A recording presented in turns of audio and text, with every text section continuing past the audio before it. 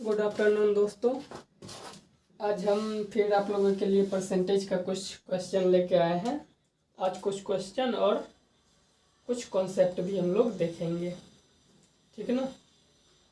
तो हम लोग आज का पहला क्वेश्चन देखते हैं कि हमारा पहला क्वेश्चन क्या है। तो आइए देखते हैं हमारा पहला क्वेश्चन। पहला क्वेश्चन मेरा दिया हुआ है क्या, एक पानी के पाइप को दो टुकड़ों में काट दिया जाता है। एक पानी का जो है पाइप है, ठीक, ये पाइप है, इसको दो टुकड़ों में काट दिया जाता है। बोलता है लंबा टुकड़ा पाइप की लंबाई का 64% है। 60%, 64% का फ्रैक्शन वैल्यू कितना होता है, 16/25। ये जो है 64% का फ्रैक्शन वैल्यू होता है। अगर इस पाइप की लंबाई 25 है तो कहने का मतलब लंबा टुकड़ा का जो लंबाई है, लंबे टुकड़े की लंबाई कितना है, 16 है। अगर ये लंबा टुकड़ा 16 होगा तो छोटा टुकड़ा कितना होगा, 9 होगा, ठीक। तो बोला है लंबा टुकड़ा पाइप की लंबाई का 64% है, ठीक।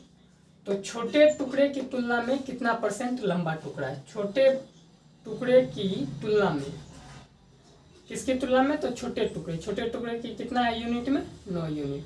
तुलना में कितना परसेंट लंबा टुकड़ा है, इसकी तुलना में यह कितना लंबा है, तो ये 9 है, तो ये कितना उससे ज़्यादा है, 7 ही ना लंबा है। लंबा कितना है, 7 यूनिट लंबा है। तो यहाँ पे हो जाएगा 7/9। 1/9 होता है 11.11, तो 7/9 हो जाएगा 7.77%। तो 7.77% ये हमारा आंसर हो जाएगा, ठीक है ना। अब अगला नेक्स्ट क्वेश्चन देखते हैं। नेक्स्ट क्वेश्चन क्या है, हाँ तो देखिए अगला क्वेश्चन हमारा ये दिया हुआ है। क्वेश्चन हमारा दिया हुआ है ए और बी दो निश्चित बिंदु 5 सेंटीमीटर है। हमारा दिया हुआ है ए और बी दो निश्चित बिंदु, ये जो है कितना, 5 सेंटीमीटर, 5 सेंटीमीटर है, ठीक। और सी ए बी पर एक बिंदु, सी जो है ए बी पर एक बिंदु है। यदि ए सी की लंबाई, एक मिनट कुछ मिस्टेक हुआ है लिखने में, ओ हाँ एक सेकेंड, यहाँ पे लिखने में मिस्टेक हो गया है। और सी ए बी पर एक बिंदु है, ठीक ना। और दिया हुआ है मान ए सी का मान दिया हुआ है 3 सेंटीमीटर, वहाँ पे छूट गया था। और सी जो है ए बी पर एक बिंदु है और ए सी बराबर कितना दिया हुआ है, 3 सेंटीमीटर। सी यहाँ पर एक बिंदु है जो कि ए से सी का कितना है, 3 सेंटीमीटर है, ठीक ना।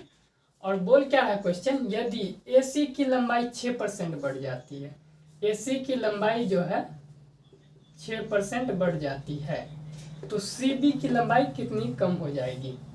ये 3 सेंटीमीटर है तो इधर कितना हो जाएगा, 2 सेंटीमीटर। ये अगर 6% बढ़ जाता है तो ये कितना कम हो जाएगा, तो देखिए 3 छक्के 18, तो 2 9 18, तो 9% हमारा आंसर हो जाएगा। आप लोगों को तो समझ में नहीं आया होगा क्या हुआ। देखिए यहाँ पे यही तो कॉन्सेप्ट है। कॉन्सेप्ट क्या है, देखिए 3 का 6% कितना होता है, 0.18। अगर ये 0 बढ़ा होगा तो इसमें तो 2 में से तो 0.18 घटा होगा ना, तो 0.18 2 का कितना परसेंट है, परसेंट निकालना है तो यहाँ 100 से गुना कर देंगे और ये तो 100 खत्म हो जाएगा, ये तो खत्म हो जाएगा, 2 बच्चा, ऊपर में 18 बच्चा, तो 2 9 18, तो 9% आया ना आंसर। समझ गए, यही कॉन्सेप्ट है।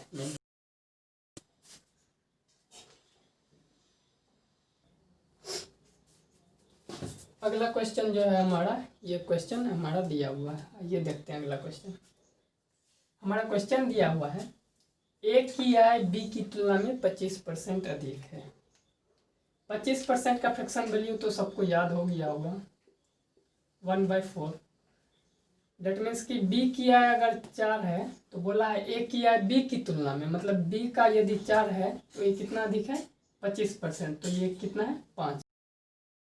और बोला है सी की आई जो ए और बी की आई के योग से, सी की जो आई है ए और बी की आई का योग, यानी कि ये दोनों का योग कितना हो जाएगा 9।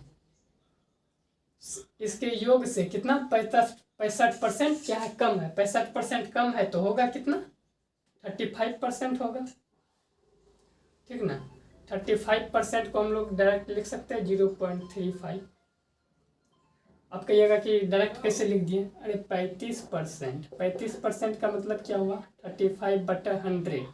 यहाँ पे नीचे में 2 जीरो है तो 2 अंक के बाद पॉइंट होगा, तो वही हम बस यहाँ डायरेक्ट लिख दिए हैं 0.35।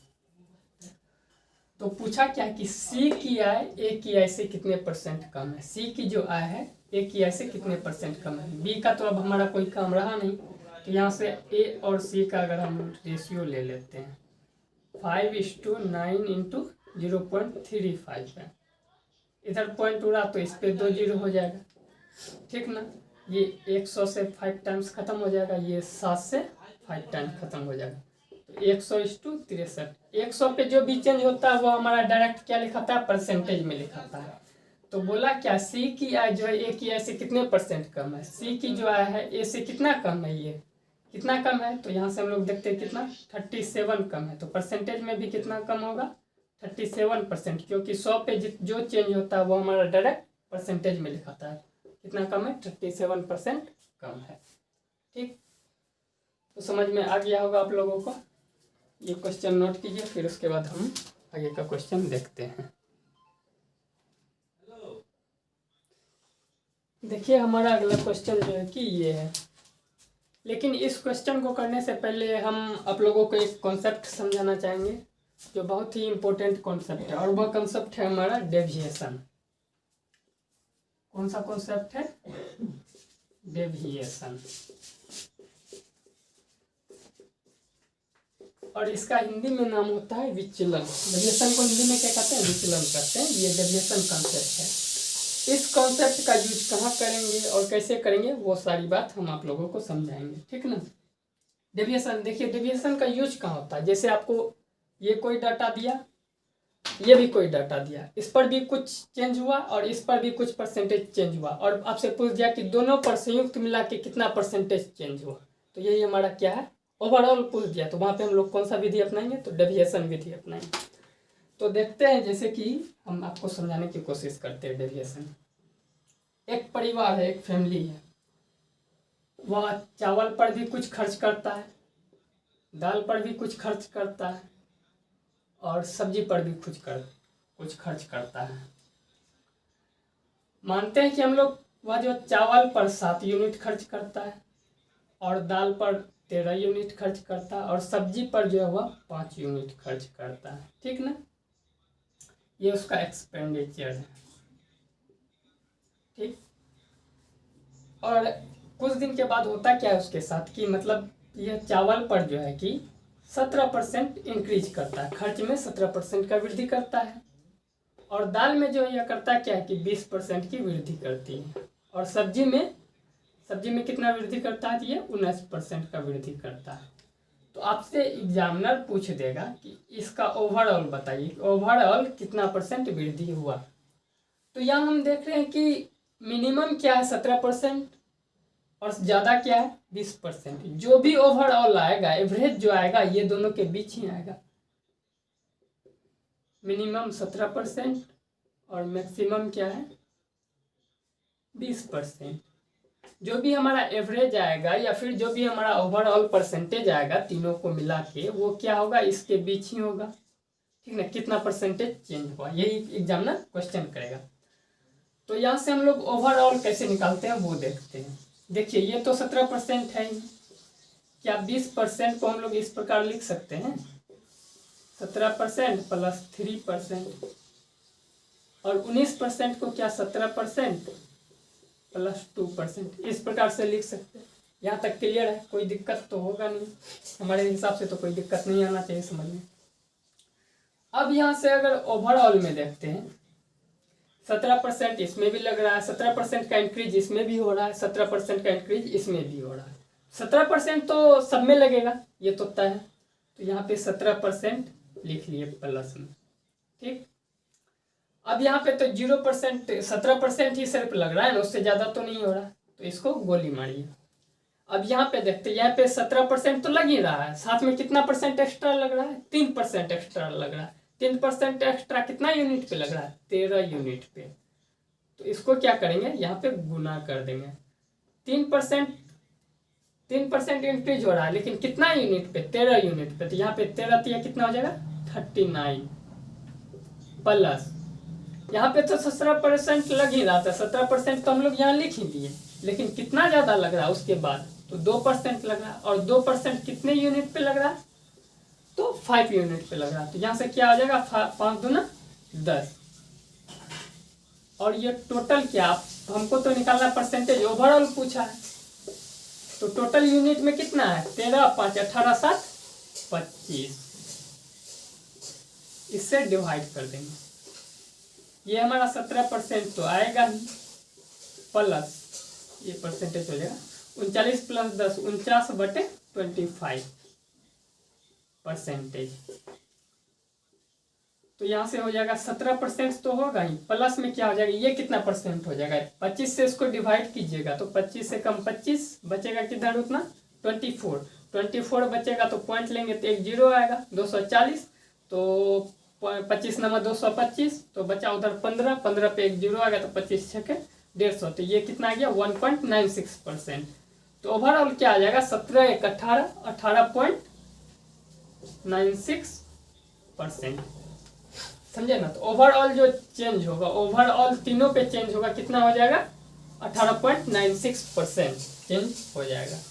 ठीक है, यहाँ तक कोई दिक्कत तो नहीं है। आप लोग इसको नोट डाउन कीजिए, उसके बाद आगे हम लोग इस क्वेश्चन को सॉल्व करते हैं। ठीक है, डेविएशन मेथड समझ में आया होगा। इसके बाद इस क्वेश्चन को देखते हैं हम लोग कैसे करते हैं। ठीक ना,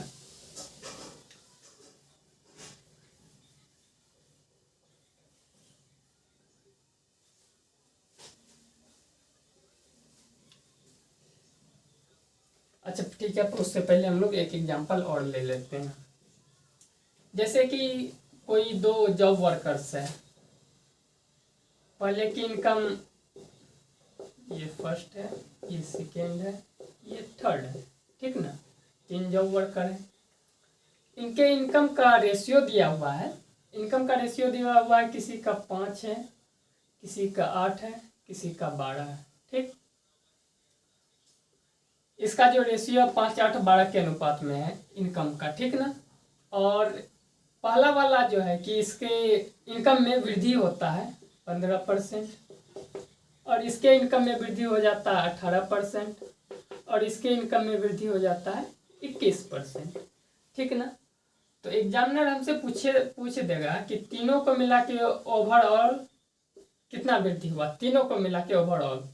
तो यहाँ पे हम लोग देखेंगे क्या मिनिमम कितना है, मिनिमम 15 है, और मैक्सिमम कितना है 21 है। जो भी हमारा डाटा होगा वो किसके, जो भी हमारा ओवरऑल या एवरेज जो भी आएगा वो हमारा किसके बीच आएगा, 15 और 21 के बीच ही आएगा। तो हम यहाँ पे भी 15 देख रहे हैं, इसको भी 15 + 3 लिख सकते हैं, इसको भी 15 + 6 लिख सकते हैं। तो यहाँ से करते हैं क्या, 15% हम लोग लिख लेते हैं, क्योंकि 15% सब में आता है। मिनिमम वैल्यू, जो हमारा मिनिमम वैल्यू होगा, चाहे मिनिमम यहाँ रहे या यहाँ रहे, कहीं भी रहे, मिनिमम हम लोग यहाँ उतार लेंगे। ठीक, उसके बाद देखेंगे मिनिमम से कौन कितना ज़्यादा है या कौन कितना क्या है। ठीक ना, तो मिनिमम से ये तो 0 ज़्यादा है, तो इसको छोड़िए। ये कितना ज़्यादा है, 3 ज़्यादा है, लेकिन यूनिट कितना है, 8 यूनिट है। तो 3% ज़्यादा लग रहा है, कितना कितना यूनिट पे, 8 यूनिट पे। तो यहाँ से कितना आ जाएगा, 8 × 24 प्लस ये कितना है, 6 यूनिट ज़्यादा है। 6 यूनिट ज़्यादा किस पे लग रहा है, 6% ज़्यादा किस पे लग रहा है, 12 यूनिट पे। कितना हो जाएगा, 72। और टोटल यूनिट कितना है, 8 5 13, 13 10 10 2 25, 25। यहाँ से आप लोग ऐड कीजिएगा तो आ जाएगा कितना, 15% प्लस 96/25%। तो इसको आप लोग सॉल्व कीजिएगा तो कितना आ जाएगा, 15% प्लस 25 × 75, 75 25 100 होता है ना, 100 में से 4 21, तो 25 पॉइंट लेंगे, उस पर 1 जीरो आएगा तो 25 अट्ठे 200, 3.84 आएगा। तो टोटल ओवरऑल कितना हो जाएगा 18.84%। ओवरऑल कितना का वृद्धि हो जाएगा 18.84% का वृद्धि हो जाएगा। अब तो कोई कंफ्यूजन या कोई दिक्कत नहीं होगा डेविएशन मेथड में। चलिए अब इस क्वेश्चन को हम लोग करते हैं, इस क्वेश्चन में नेक्स्ट क्वेश्चन को, ठीक ना।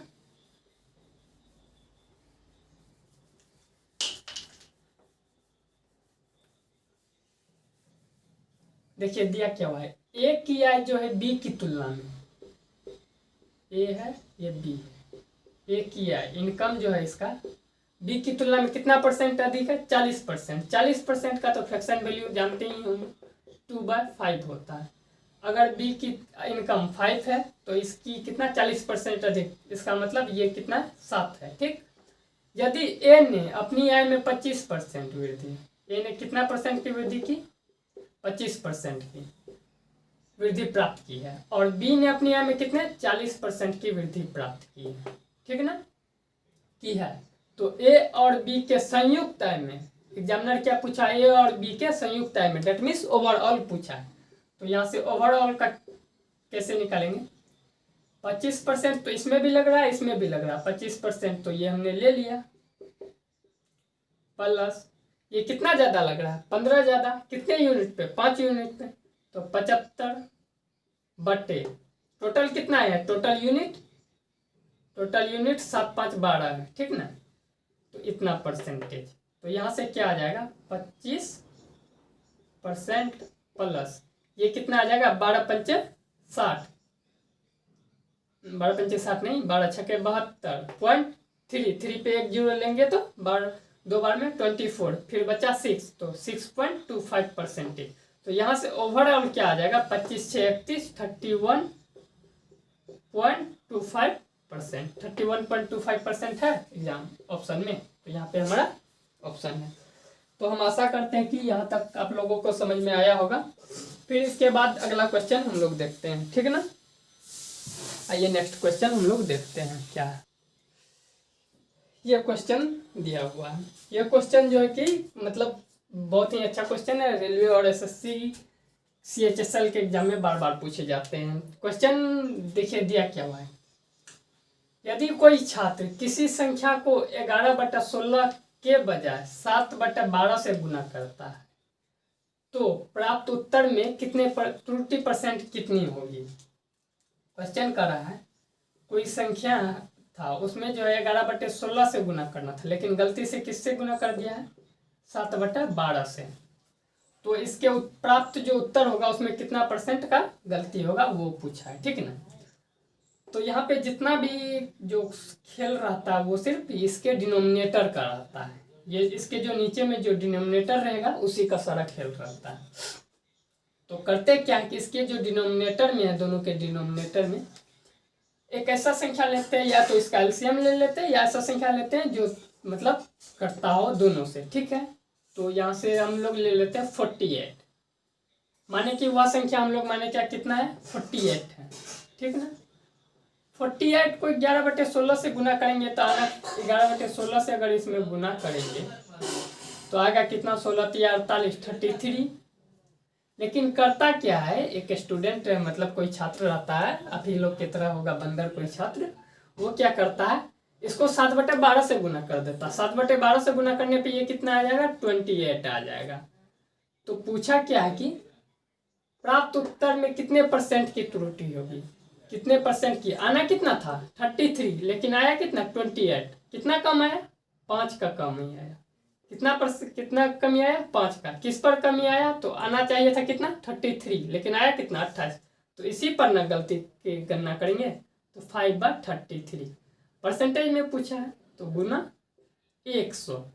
तो यहाँ से 33 का 3 टाइम्स कितना 99 होता है, तो 33 का 3 टाइम्स 99 होता है, तो यहाँ पे 3 पॉइंट में कुछ कुछ आएगा, तो यहाँ से 5 किया 15 से थोड़ा सा ज़्यादा तनक सा ज़्यादा, ये ऑप्शन तो होगा नहीं क्योंकि ये ज़्यादा हो रहा, और 15 से कम वाला तो होगा नहीं, ये भी ऑप्शन तो होगा नहीं, 15 से थोड़ा सा ज़्यादा तो ये ऑप्शन हमारा हो जाएगा।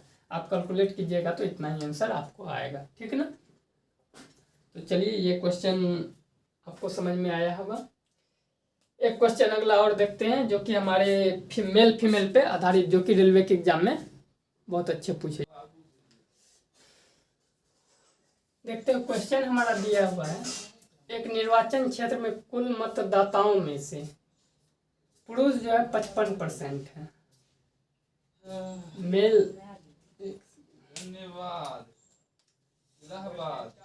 मेल जो है कितना है 55%, बाकी फीमेल अगर ये 55% है तो फीमेल कितना होगा 45%। और बोला है यदि 40% पुरुष निरक्षर है और 40% महिलाएं साक्षर है, मतलब कि 40% पुरुष जो है कि अनपढ़ है, निरक्षर है, ठीक, और महिलाएं जो है 40% साक्षर है, ठीक। तो पूछा है निरक्षर महिलाओं की तुलना, निरक्षर महिलाओं की तुलना में साक्षर पुरुषों की संख्या ज्ञात करें। तो पूछा क्या है निरक्षर महिलाएं, साक्षर महिला कितना परसेंट है 40%, अगर साक्षर महिला है तो 60% कितना होगा निरक्षर होगा। और यहाँ पे पूछा है साक्षर पुरुषों की संख्या, और दिया क्या हुआ है कि 40% पुरुष निरक्षर है। पुरुष अगर 40% निरक्षर है तो 60% तो साक्षर होगा, स्वाभाविक सी बात है। तो पूछा है निरक्षर महिलाओं की तुलना में साक्षर पुरुषों की संख्या, किससे तुलना, निरक्षर महिलाओं की तुलना में साक्षर पुरुषों की संख्या। यहाँ से हम लोग क्या करते हैं इसका रेशियो ले लेते हैं, रेशियो ले लेंगे तो ये भी 60%, ये भी 60%, खत्म हो जाएगा, परसेंटेज से परसेंटेज खत्म, 11 यहाँ 9 हो जाएगा, 11:9। तो पूछा है निरक्षर महिलाओं की तुलना में साक्षर पुरुषों की संख्या कितना परसेंट अधिक है, साक्षर पुरुषों की संख्या कितना अधिक है 2 अधिक है, किससे, तो महिलाओं की तुलना में पूछा ना, तो जिससे तुलना करता है उसको हम लोग क्या करते हैं नीचे रखते हैं। परसेंटेज में पूछा है तो गुना 100, तो यहाँ से आ जाएगा 100। ऐसे आप लोग डायरेक्ट कीजिएगा तो 100 लिख के परसेंटेज कीजिएगा, लेकिन अगर 2/9 फ्रैक्शन वैल्यू है तो डायरेक्ट इसका परसेंटेज में क्या आ जाता है 22.2/9%, क्योंकि 1/9 होता है 11.1/9%, तो 2/9 क्या हो जाएगा 22.2/9%। ये हमारा आंसर हो जाएगा। आप लोगों को यहाँ तक समझ में आया होगा, और क्लास अच्छी लगी होगी तो कृपया लाइक, सब्सक्राइब, शेयर और कमेंट जरूर कीजिएगा। धन्यवाद। आज क्लास हम लोग यहीं समाप्त करते हैं।